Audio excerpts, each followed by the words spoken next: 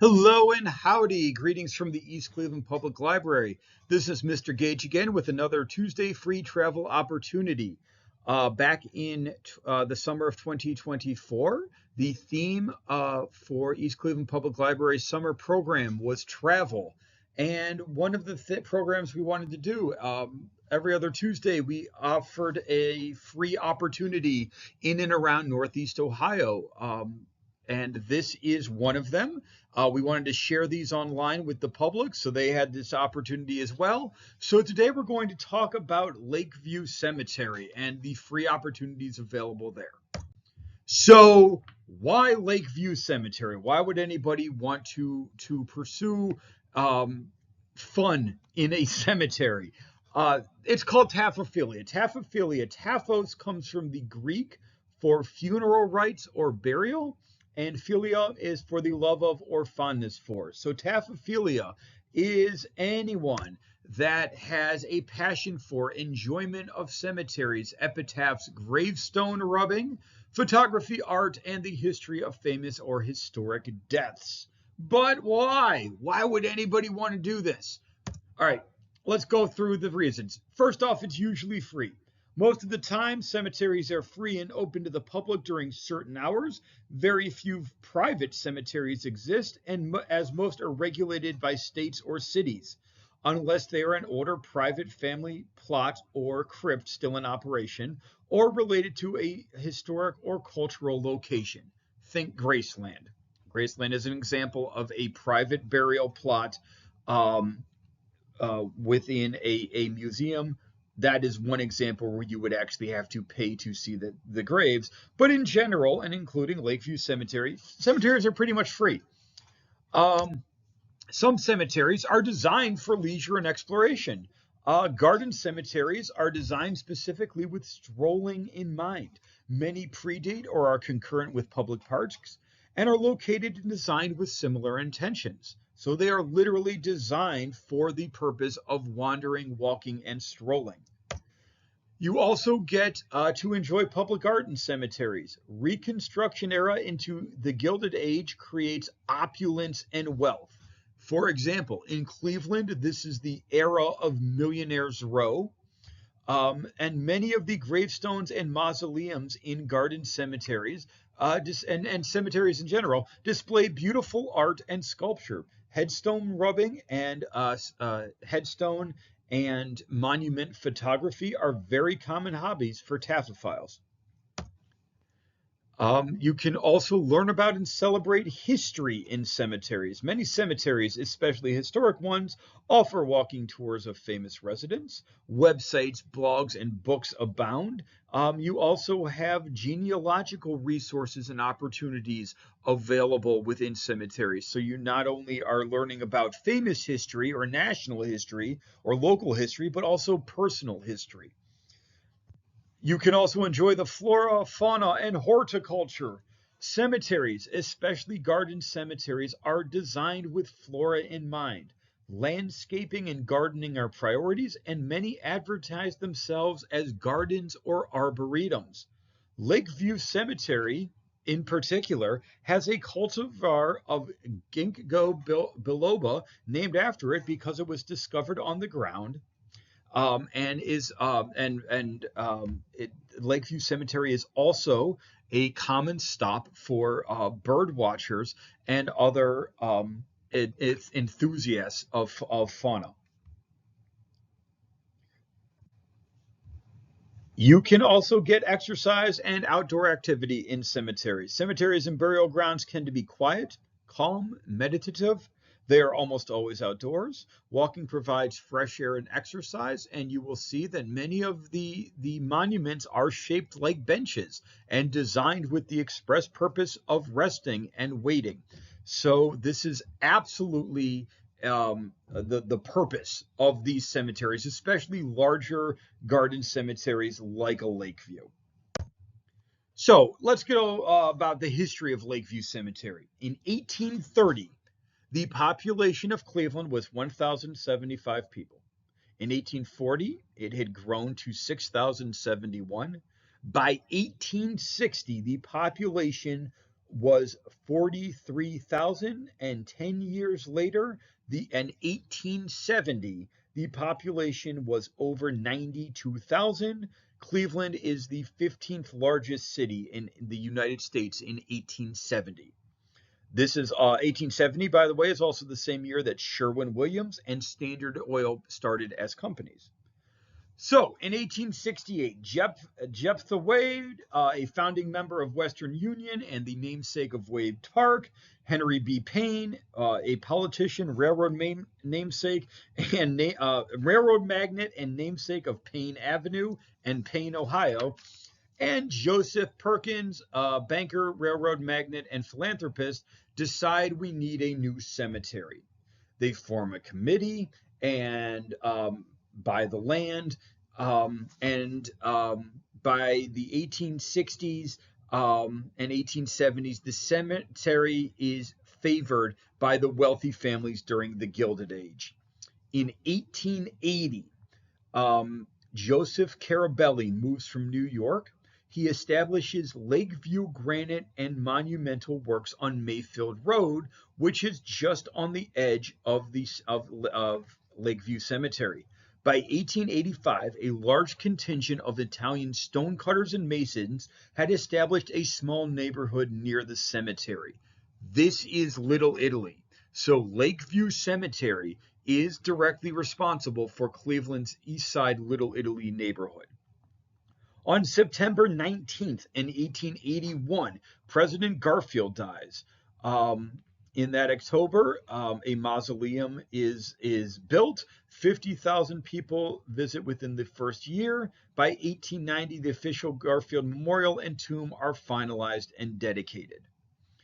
In 1886, East Cleveland Railway's Euclid Avenue line reaches the gate. By 1902, the railway had a line directly into the cemetery itself, specifically for the purposes of a funeral car. In 1896, Henry Hatch takes over Lakeview as president. A new entrance is donated. New plot markers are installed. The Wade Memorial Chapel is built, and Louis Tiffany is contracted by the builders directly to make a bid for the art.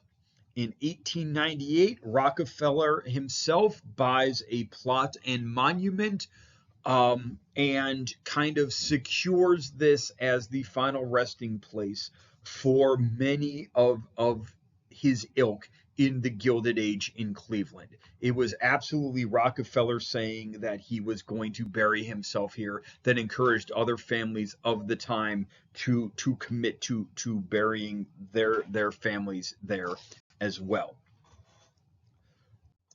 Just to show you how important Lakeview Cemetery is, here is a screenshot from the Winter Soldier 2014. This is Captain America and Falcon hanging out at the Lakeview Cemetery Dam. I feel like anytime you can get superhero credentials, it helps. So if you want to hang out with a cool superhero approved cemetery, check out Lakeview Cemetery. So I want to, obviously there are hundreds and thousands of people buried in Lakeview Cemetery. All of them have very unique stories. What I wanted to do is focus on some of the African American residents in Lakeview Cemetery. So we're going to give a brief tour of the people who are buried in Lakeview Cemetery of African American heritage, who are important figures in the history of the country and the history of Cleveland. Also, I should say, we would love it if you would come visit us at East Cleveland Public Library.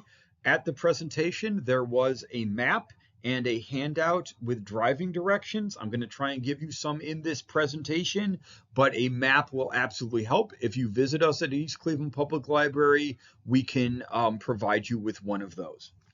So we are starting near the corner of Wade Road and Reed Road. There are a few parking spots along Wade Pond where we want to start our tour. You can also park on the roads throughout Lakeview, though some seem designed for their work carts and not automobiles, so please be careful which roads you park on. The paved roads clearly are all for car travel, though. Our tour begins on one of these smaller paths.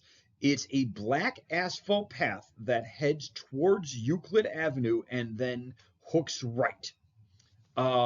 If you stay on this path almost until it turns, on your right, almost all the way to the cemetery edge, 6 or 7 rows back, you are almost at the wall of the cemetery, are the graves of author Charles Waddell Chestnut and his daughter Helen Maria Chestnut.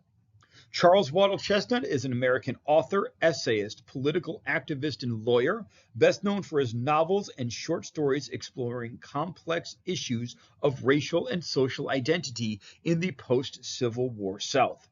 Even though both his parents were born free people of color, Chestnut could have identified as such and even pass as white.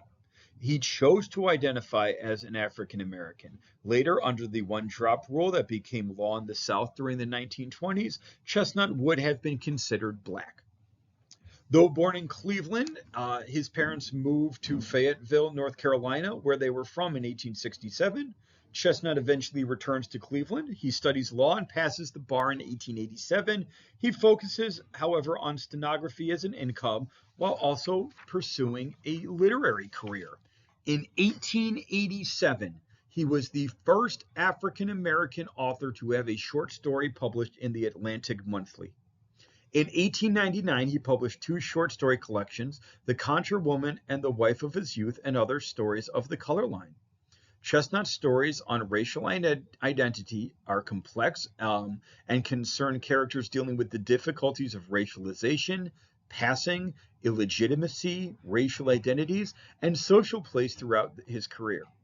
Chestnut explores issues of color and class preference within the black community, including among longtime free people of color in northern towns. He later wrote the novels The House Behind the Cedars, The Marrow of Tradition, and The Colonel's Dream. In the early 20th century, Chestnut became increasingly political active and served on the General Committee of the newly founded NAACP, contributing stories to their magazine and journals. Helen Chestnut was Charles's eldest daughter, with his wife Susan Perry. Helen is famous and internationally recognized as a classicist. In 1902, she graduated from Smith College as the second African American graduate ever. In 1925, she earned an MA in Latin from Columbia. She returned to Cleveland and taught at Central High School, including to a young Langston Hughes. In 1932, she co-authored a book, The Road to Latin, which was a huge success and reprinted in 1938, 1945, and 1949. In 2018, she was one of only 2 women featured at an exhibition at the Center for Hellenic Studies in Washington, D.C., celebrating the role of African Americans within the classics. So walk back to Wade Pond and then walk around it clockwise until you are almost to the corner where Wade and Chapel converge. Our next grave is Carl B. Stokes.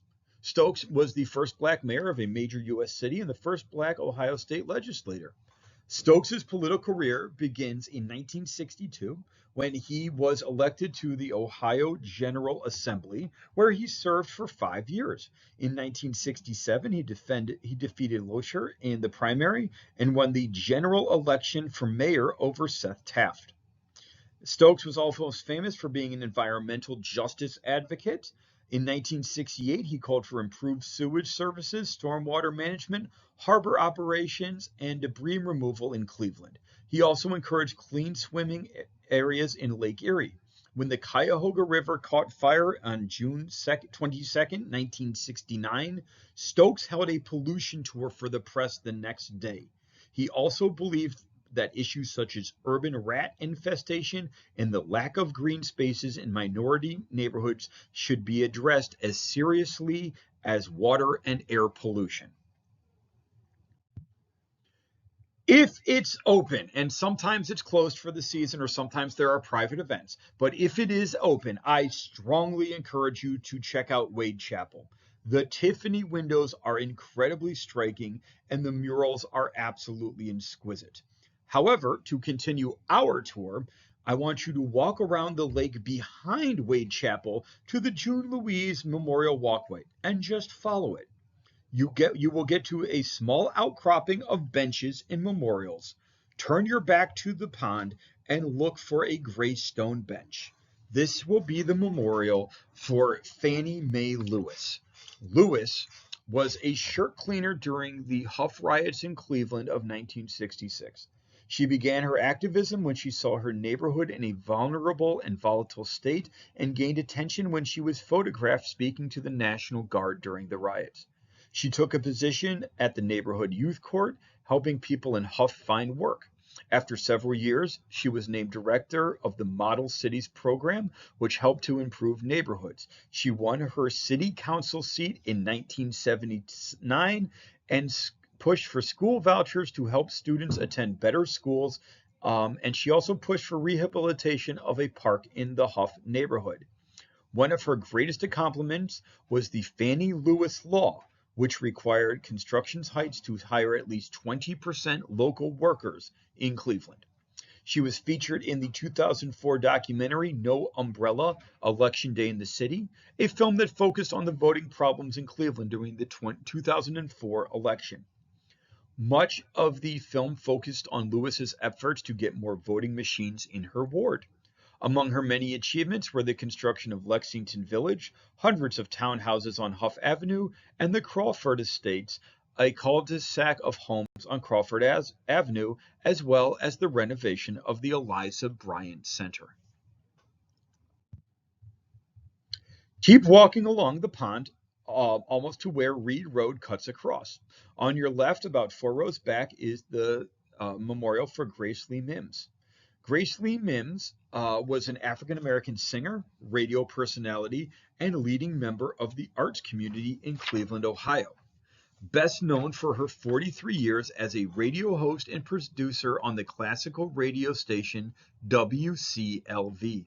She was also the head librarian at Glenville High School for many years and is credited with developing a large African-American collection for their library and introducing the first Afrocentric course in Cleveland Public Schools. She was also an incredible vocalist. She and her siblings founded a folk jazz band and recorded an album in 1974. Interestingly of note, her brother was the father of Spike Lee, and some of his music is featured in Spike Lee's early films. She has performed with the Cleveland Orchestra and with choirs at the Lincoln Center. She also recorded an album of spirituals in 1981 and was considered one of the leading experts of spirituals in her time. All right, so you need to get in your car and go around Wade Chapel to Lake Road. Again, I urge you to come to East Cleveland Public Library and pick up a driving map. It will make more sense. However, I should also tell you that Lakeview Cemetery has an online map. So if you're more comfortable with online and GPS navigating, they do have that option available for you. So get in your car. You will drive past a black granite jukebox where Alan Freed is buried. That's on your left. If you look across to your right, nestled among the trees is a cenotaph for Eliot Ness. You may also see pens sticking out of the ground. That is the grave of Harvey Pekar, local comic book artist. This gets confusing because there's a point at which 3 or 4 roads converge, but our plan is to stay straight on Lake until you see Ravine Road. If you hit Foothill Road, you've gone too far. Make a left on Foothill, go past Daffodil Hill, and make a left on Ravine. You'll be where you need to be. Turn your back to Ravine Road and go about 4 rows deep into Section 4. Grave 740 belongs to Zelma Watson George. Zelma Watson George became a symbol of African American achievement in several fields, ranging from operatic diva to United Nations diplomat. In 1949, she sang the title role in The Medium at the Karamu Theater, a role she took to Broadway, becoming the first Black female to play a lead role in American opera on Broadway. During the 1950s, George was asked to serve on several government committees at the National level, culminating in a world lecture tour as a Goodwill ambassador and an appointment as a U.S. alternate delegate to the United Nations General Assembly. So that was a quick sample of Zelma Watson George singing. In the same section, section 4, about 3 rows back and a little to the right, you are going to look for a small pine tree with ivy at the base and find the grave of Jane Edna Hunter. Jane Edna Hunter moved to Cleveland in 1905. In 1911, she founded the Working Girls Association to offer shelter, assistance, and education to women. The Phyllis Wheatley home opened in 1911 with 23 rooms. The Phyllis Wheatley Association expanded, and Hunter oversaw the construction of an 11-story residence completed in 1927 that had a beauty school, dining facilities, a nurse room, and the Booker T. Washington playground. Hunter was a board member for the NAACP in the 1920s and 30s, working to improve civil rights for African Americans. She was the first African American woman to receive the NAACP Spring Iron Medal in 1928, and her memoir is titled A Nickel and a Prayer. So keep going down Lake to the next intersection. It's a cut through to Crescent on your right. If you hit Bartham, you've gone too far. Stop here, and with that intersection or cut through to your back, look to the very first row among the ivy for a marker for Hazel M. Walker. Hazel Walker was the first Black woman principal in the Cleveland public school system, an educator, an actress, and an advocate for racial integration. In 1919, she earned a law degree from Cleveland Law School, the first law school in Ohio to admit women. She received a Bachelor of Science degree from Western Reserve University in 1939 and a master's degree in 1941. In 1936, she became the principal of Rutherford B. Hayes Elementary School, the system's first Black woman to do so. In 1954, she became principal of the George Washington Carver Elementary School, where she remained until her retirement in 1958. As an actress and theater supporter, Walker is credited with giving Karamu House its name in 1915. In Swahili, Karamu means a place of joyful meeting. Walker also was extremely political. In 1957, she was one of 5 Black women at the Women's City Club. She was also active in the Republican Party and its politics. In 1924, she was part of the Women's Committee for the Republican National Convention in Cleveland. And in 1932, a member of the Central Committee of the Cuyahoga County Republican Party. About 8 rows straight back from Walker's headstone and right to the edge of the cemetery among the ivy is a marker for Lethea Cousins Fleming. Fleming was a local political and social activist. She directed national campaign efforts among African American women for 3 Republican candidates, Warren G. Harding, Herbert Hoover, and Alfred M. Landon. She also led the National Association of Republican Colored Women in 1920 and women's activities in Cleveland's 11th Ward throughout the 20s. She was a charter member of organizations such as the Travelers Aid Society, the NAACP Cleveland branch, and the Phyllis Wheatley Association. She also served on the force board of the organization that would grow to become the Urban League of Greater Cleveland. All right, Cleveland history guessing game. What do the gas hood, a forerunner of the gas mask, the modern traffic light, and the electric curved tooth straightening comb all have in common? Let's find out. Stay straight on Lake and make a quick right on Bartham. In section 50 on your left, count 7 rows up, but almost right next to the road is Garrett Morgan. This man is incredible. Morgan was born in 1877 in Paris, Kentucky, and received a 6th grade education at Branch Elementary School in Claysville, Kentucky. He moved in search of work at the age of 14 to Cincinnati. In 1895, he moves to Cleveland, where he begins repairing sewing machines for a clothing manufacturer. Among his first inventions are a belt fastener for sewing machines and a new zigzag attachment for the machines. In 1905, Morgan conducts experiments with a liquid that gives sewing machines needles a high polish and prevents it from burning fabric as it's sewed. When he wiped the liquid on a piece of pony fur cloth, it stood straight. He also observed that the liquid worked on his neighbor's dog and his own hair. He made the liquid into a refining cream and launched G.A. Morgan Hair Refining Company to market it. Morgan received great success and added other products including hair growing cream, black hair oil dye, and a curved tooth comb for hair straightening in 1910. This is considered one of the early versions of the electric hair straightener. Garrett Morgan also invented a safety hood smoke protection device after seeing firefighters struggling to withstand the suffocating smoke they encountered in the line of duty. His device took advantage of the way smoke and fumes tend to rise to higher positions while leaving a layer of more breathable air below. On July 24, 1916, a waterworks tunnel explosion occurred in Cleveland. Before Garrett Morgan arrived, 2 previous rescue attempts had failed.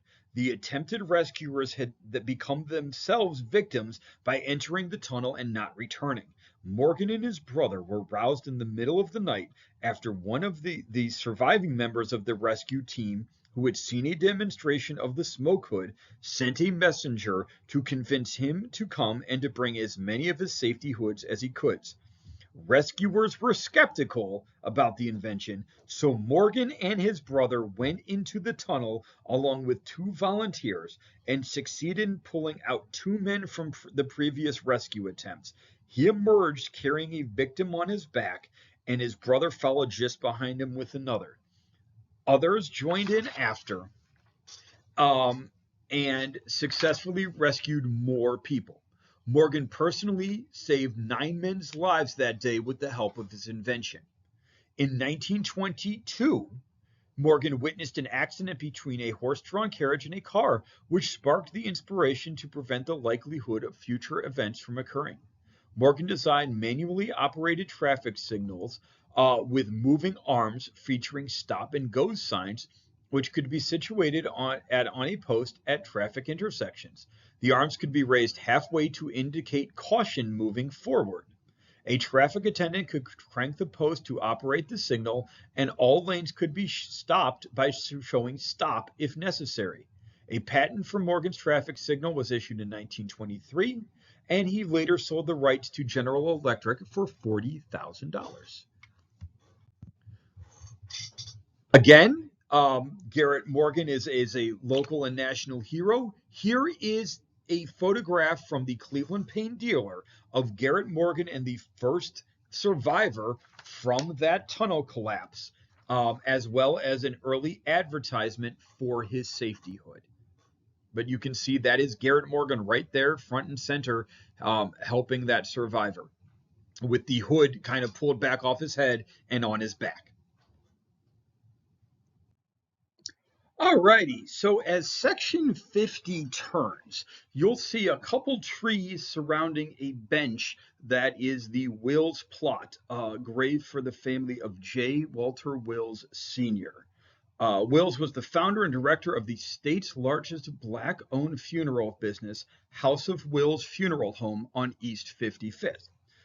He believed economic self-help was the key to Black progress, so he helped organize, along with Garrett Morgan, Thomas Fleming, and others, the city's first Black business organization in 1905, the Cleveland Board of Trade, which grew into the Cleveland Association of Colored Men. He was the founder of the local branch of the NAACP and the Negro Welfare Association, which is now the Urban League of Cleveland. He was also one of the founding members of the Phyllis Wheatley Association. He was famed for his charity and church service, often providing free food and funeral services to families that could not afford it. Count a few rows forward from the Wills plot, and you will find the grave of William Otis Walker. More commonly known as W.O. Walker, William Otis Walker is famous as both a publisher and politician. when a group of concerned citizens, including Garrett Morgan, merged two African American newspapers, the Cleveland Call and the Cleveland Post, in 1928, they needed a strong editor. In 1932, Walker took the position and ran the Cleveland Call and Post until his death of a heart attack in the C&P offices in 1981. Some major news reporting that Walker oversaw were the Scottsboro Boys case of 1934, Larry Doby's signing to the Indians in 1947, and Carl Stokes' election in 1967. Despite being personally conservative, Walker supported radical organizations and causes he thought would help the African American community in Cleveland. For example, in the 1960s, he boycotted McDonald's restaurant, forcing it to grant franchises to Black owners in Cleveland. He also helped organize Black self-help groups such as Operation Alert and the Surrogates in the 70s and 80s. So you're going to hook a right on Foothill Drive off of Bartham. Stay on Foothill all the way until Ravine. If you hit Daffodil Hill, you've gone a bit too far. On your left, about 3 rows back, but clearly visible from the road, is a small, polished black headstone for Judge Lillian Walker Burke. Burke was a pioneer. She was the first Black woman judge in Ohio and the first to sit on the Ohio Industrial Commission, the highest state position ever held by a Black woman at the time. She received a law degree in 1951 from the Cleveland Marshall School of Law.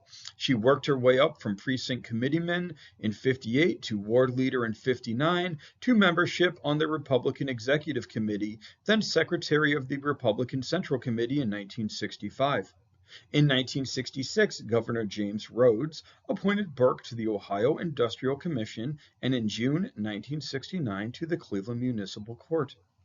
In November, Burke won the seat by defeating Cleveland School Board President Democrat Daniel O. Corrigan, despite his politically powerful name. And despite her being a Republican and an African-American woman, Burke was able to keep this seat until her retirement in 1987. She was chosen president of the Greater Cleveland Municipal Judges Association in 1976 and helped to establish a program that offered counseling and training for first offenders. All right, so we're going to go on a little drive now, and it's confusing. Stay with me. And again, I strongly urge anybody interested in this tour to come to the East Cleveland Public Library and pick up a map because it will make things much more clear. So what you're going to do is go straight on Foothill until it dead ends at the ravine. Make a left. Go slowly and you will see the iconic Hasserat Angel on your right. It's one of the most famous and iconic sculptures in the cemetery. The Death Angel Victorious was built for the Hasserat family by Herman Matson, a sculptor from Detroit, Michigan, who studied art in Europe before settling in Cleveland for the remainder of his life. The sculptor died in 1938 and is also buried in Lakeview Cemetery. But you're going to stay on this road, which is Wood Hill, past the dam, give a wave to Falcon and Cap, until you see a black lion with the name Dressler on it. It will be almost immediately across from Nursery Road. Turn onto Nursery Road and stay on that around the traffic circle past the mausoleum to section 32. Take the road up through sections 60 and 61. This road's going to angle slightly to the right, but it is more or less a straight shot. This is going to dead end, and Webb will be the next road angling up to your right. Park at the corner of Webb and Meadow. In the corner of section 39, around 6 rows back, is Charles Beard. While Beard is most famous for being a city planner, he was also a veteran.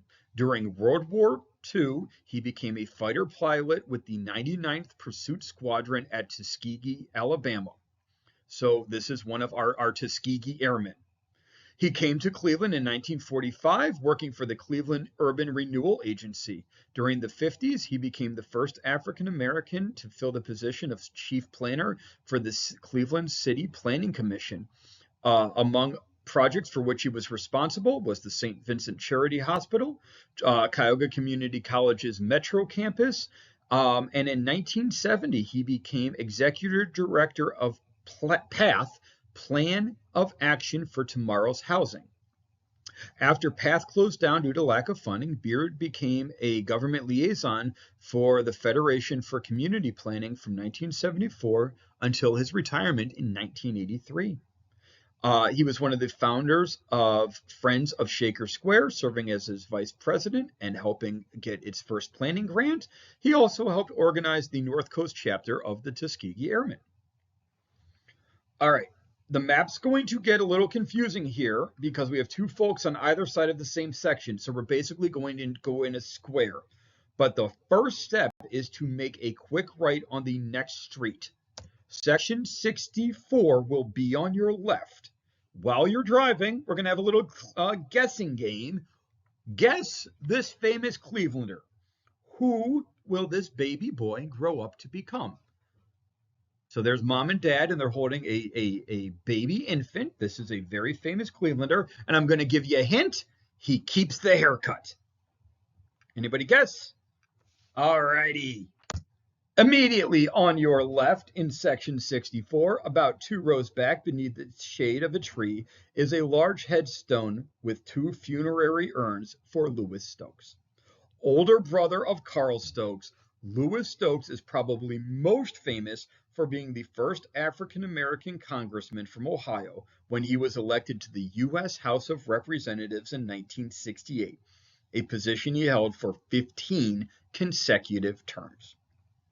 Stokes served in the Army from 43 to 46. He used the GI Bill to attend Western Reserve College from 46 to 48, then received his JD from the Cleveland Marshall Law School in 1953. Lewis, along with his brother Carl, established a thriving law practice, and Lewis also often worked with many high-profile clients, such as football player and actor Jim Brown. In the 60s, Stokes began to garner a reputation as a formidable civil rights attorney, taking cases pro bono to defend activists. On behalf of the NAACP, he helped to challenge the Ohio redistricting in 65 that fragmented African-American voting strength following the U.S. Supreme Court case Westbury versus Sanders in 64. This is the one-man, one-vote law. In 1967, Stokes made an oral argument before the U.S. Supreme Court in Terry versus Ohio. Known popularly as the stop and frisk case, Terry versus Ohio set the precedent for police search and seizure procedures. Lewis Stokes built on his brother's political success and was elected in 68 as a Democrat to the U.S. House of Representatives, representing the 21st District of Ohio, becoming the first African-American congressman in Ohio. Stokes earned a seat on the influential Appropriations Committee, which oversees all federal funding spending bills.